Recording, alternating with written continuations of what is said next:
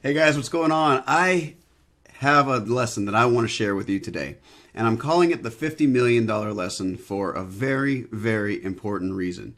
And, I get to work with a lot of really cool people that have really big ideas and really want to change the landscape of their entire industry.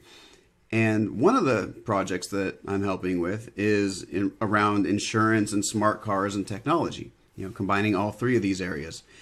And I'm calling this the $50 million lesson because this time they have learned their lesson. The company that I'm working with, the last time they rolled out a new product or service, they started with what they thought the end was, starting with the end in mind. We've heard about that time and time again, and people kind of misunderstand it and misrepresent it in certain ways. In this case, the company started with the solution in mind, the solution to a problem that they didn't know yet existed.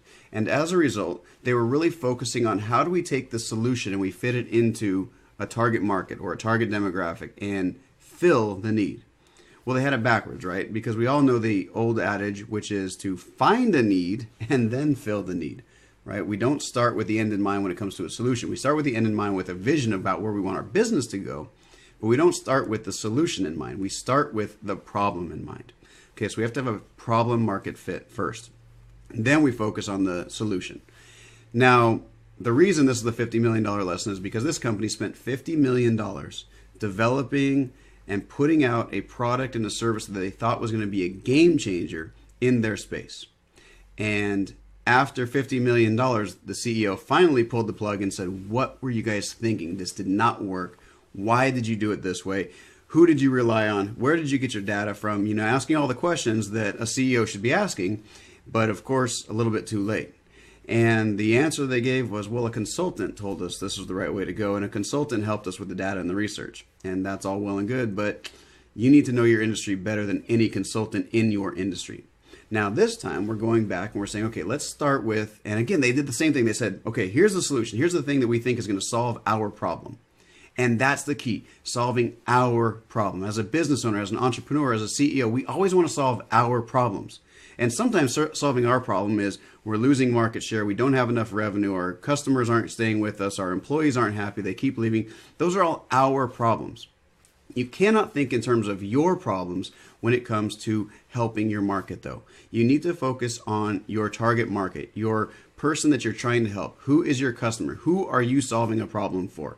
And in this case, we had to say, stop, time out. You guys have a great technology, a great solution here. Who is it helping? And they said, oh, well, customer A, B, and C. Are you sure? How do you know?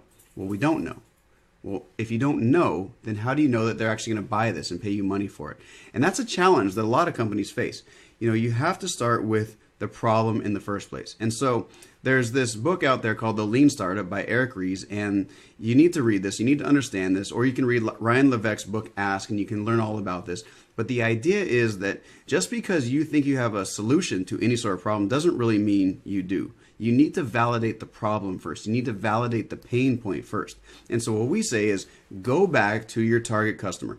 Hypothesize about who you think that target customer is and why do you think they're your target market. Ask them questions. What's their biggest challenge? What are they trying to overcome? What are they frustrated about? All of these things, right?